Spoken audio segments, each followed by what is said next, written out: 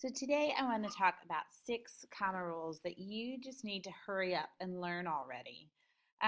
The tricky thing about commas is that there are lots and lots of potential comma rules out there, but the good thing about it is that it's a finite process. You can just decide, I am going to learn these rules and learn them, and they'll stick forever.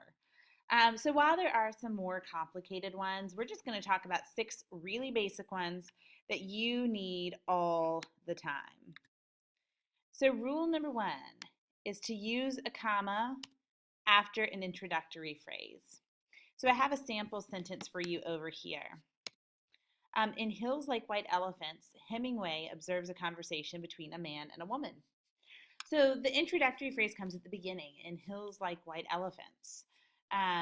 It's coming right up front. It's giving us a little bit of context, a little bit of background for understanding the rest of the sentence. In Hills Like White Elephants, Hemingway observes a conversation. You hear me pause at the end of it. This is the place you naturally pause. So this is when that third grade rule of put a comma anytime you pause actually really works. It works with introductory phrases. However, it can't work if you're not actually reading your writing out loud, which is such an important editing and revision tool. So read your writing out loud, and when you come to one of these beginning phrases that sets the stage, that gives some context that we need for the rest of the sentence to make sense, put a comma. Rule number 2 is to use commas between items in a series. This is also items in a list.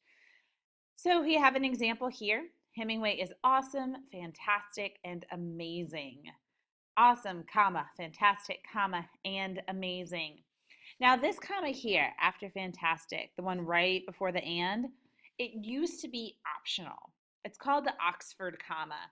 And some years ago, a group of grammarians, professionals whose whole job is to study grammar, there's a career path for you, they met in Oxford, England with the expressed purpose of figuring out this comma question.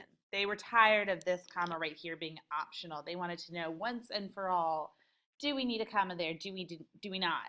And they debated it for 3 days. And at the end of 3 days, they decided, yes, we definitely need that comma. It's just really helpful for clarity. So it's called the Oxford comma. Yes, it's required. Put a comma before a conjunction in a list. Rule number 3, use a comma to join 2 complete sentences with a conjunction. This is also called a compound sentence.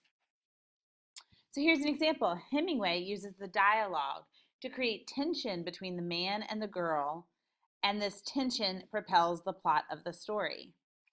Now, this only works if there are 2 complete sentences, and notice here there are. Hemingway uses the dialogue to create tension between the man and the girl. Subject, verb, complete thought. This tension propels the plot of the story. Also a complete sentence. So we can slap them together using a conjunction and a comma. If you don't have 2 complete sentences, then you can use a conjunction, but you don't put a comma there. So for example, if it said, Hemingway uses the dialogue to create tension between the man and the girl and propels the plot, we would have the and, but no comma. So this is just when there's a complete sentence on both sides. Rule number 4 is use a comma before a closer. So sometimes we tag on a little phrase at the end of a sentence to give a description of how someone is doing something. So the woman states that she is fine, abruptly ending the conversation. This is how she's doing it. And when we have that, when we're sort of separating the main action from a description of how that action is taking place, we put a comma right between the two.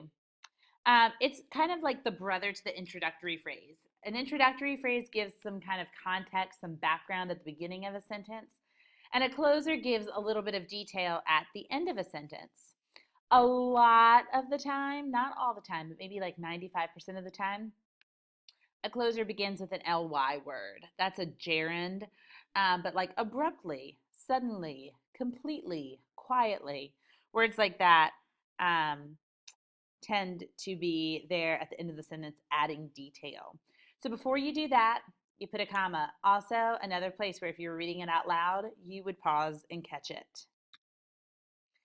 Rule number 5, use a comma to set off extra information. You might also know this as an appositive.